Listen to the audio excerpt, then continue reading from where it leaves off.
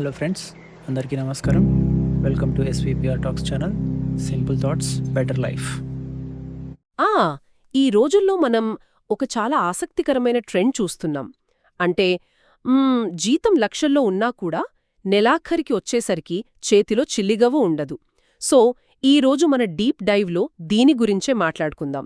మనం ఈరోజు behavioural economics ఇంకా ఫైనాన్షియల్ సైకాలజీకి సంబంధించిన కొన్ని రీసెర్చ్ పేపర్స్ చూస్తున్నాం.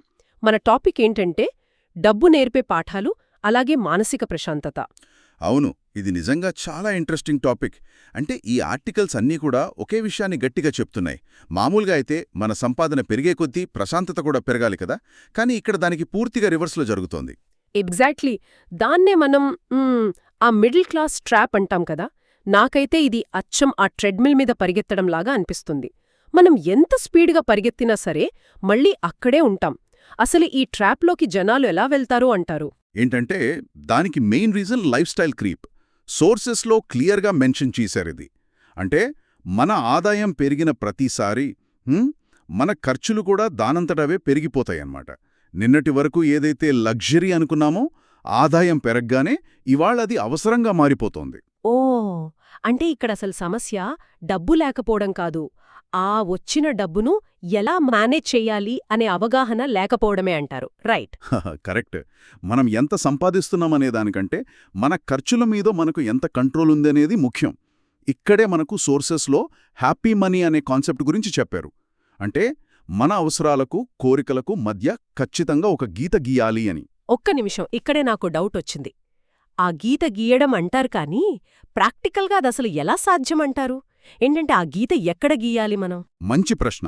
ఇక్కడే బిహేవియరల్ సైన్స్ ఒక మంచి లాజిక్ చెప్తుంది. అంటే అవసరం అనేది మన సర్వైవల్ కోసం, అదే కోరిక అనేది జస్ట్ ఆ స్టేటస్ సిగ్నలింగ్ కోసం. సో మనం కొనే గ్యాడ్జెట్స్ కానీ కార్లు కానీ పక్క వాళ్ళని ఇంప్రెస్ చేయడానికి కొంటున్నామా? అంటే వాళ్ళకి చూపించుకోవడానికి కొంటున్నామా అని. అవును. లేదా నిజంగా మనకు అవసరమా అని ప్రశ్నించుకోవాలి. ఎప్పుడైతే నాకు ఇది చాలు అనే ఒక ఫైనాన్షియల్ క్లారిటీ వస్తుందో అప్పుడే ఆ అంతులేని కోరికల ట్రాప్ నుంచి మనం బయటపడతాం. వావ్! అంటే వస్తువుల మీద కంటే ముందు మన ఎమోషన్స్ మీద మనం కంట్రోల్ తెచ్చుకోవాలి అంటారనమాట. కానీ బయట ఒక మాట అంటారు కదా, డబ్బుంటే ఏదైనా కొనొచ్చు, ప్రశాంతతను కూడా అని. మరి దానికి పరిశోధనలేమంటున్నాయి? ఈ రీసెర్చ్ పేపర్స్లోని ఫైనాన్షియల్ సైకాలజిస్టులు ఆ మాటను పూర్తిగా వ్యతిరేకిస్తున్నారు. వాళ్ళ ప్రకారం డబ్బు అనేది కేవలం ఒక టూల్, అంటే ఒక సాధనం మాత్రమే. అది మనల్ని కంట్రోల్ చేసే మాస్టర్ అస్సలు కాకూడదు. చేతికి డబ్బు రాగానే దీన్ని ఎక్కడ ఖర్చు పెట్టాలి అని ఆలోచిస్తే డబ్బు మిమ్మల్ని శాసిస్తున్నట్లు లెక్క. అంతేనా? ఎగ్జాక్ట్లీ. అదే ఆ డబ్బుతో నా భవిష్యత్తు కోసం, నా స్వేచ్ఛ కోసం దీన్ని ఎలా వాడుకోవాలి అని ప్లాన్ చేస్తే అప్పుడు ప్రశాంతత వస్తుందన్నమాట. అదన్నమాట పాయింట్. అంటే బ్యాంకులో బ్యాలెన్స్ ఎంత ఉందనేది ముఖ్యం కాదు, అది మనకు ఎంత ఫైనాన్షియల్ అటానమీ ఇస్తుంది అనేది ముఖ్యం. సంపాదించడం ఒక ఎత్తైతే ఆ క్రమంలో మన పీస్ ఆఫ్ మైండ్ పోకుండా చూసుకోవడం అసలైన టాస్క్. 100% పాళ్ళు నిజం. ప్రశాంతత అనేది మనం కొనే వస్తువుల్లో లేదు, ఆ క్లారిటీలో ఉంది. నిజమైన సంపద అంటే ఎప్పుడో భయం లేకుండా, ఎలాంటి ఫినాన్షియల్ టెన్షన్ లేకుండా ప్రశాంతంగా నిద్రపోగలగడం. చాలా క్లియర్గా అర్థమైంది. సో మనం సింపుల్గా ఈరోజు డీప్ డైవ్ని బుల్లెట్ పాయింట్స్లో చెప్పాలంటే, పాయింట్ 1 ఆ లైఫ్ స్టైల్ క్రీప్ని గమనించి ఆపడం. పాయింట్ 2 కేవలం స్టేటస్ కోసం కాకుండా నిజమైన అవసరం కోసం ఖర్చు చేయడం. అవును.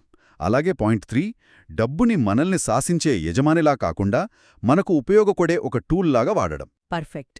ఈ 3 చిన్న మార్పులే మనకు ప్రశాంతతని ఇస్తాయి అంటారు. అవునండి. ఈ బేసిక్ సూత్రాలను అర్థం చేసుకుంటే చాలు, ఎవరైనా సరే ఆర్థిక ఒత్తిడిని చాలా వరకు ఈజీగా జయించవచ్చు. పర్ఫెక్ట్. ఇక ఈరోజు సెషన్ ముగించే ముందు ఒక చిన్న ఆలోచన.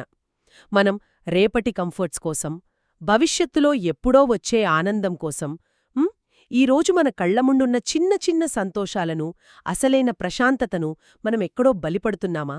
దీని గురించి కాస్త లోతుగా ఆలోచించండి. మళ్ళీ ఇంకో ఆసక్తికరమైన అంశంతో కలుద్దాం. మీ వాల్యుబుల్ టైం ఇచ్చి ఈ వీడియో చూసేందుకు థ్యాంక్ యూ. ఈ వీడియోలో చెప్పిన థాట్ మీకు కనెక్ట్ అయి ఉంటే లైక్, షేర్, సబ్స్క్రైబ్ చేయండి. Stay strong, stay calm. See you in next video. Thank you.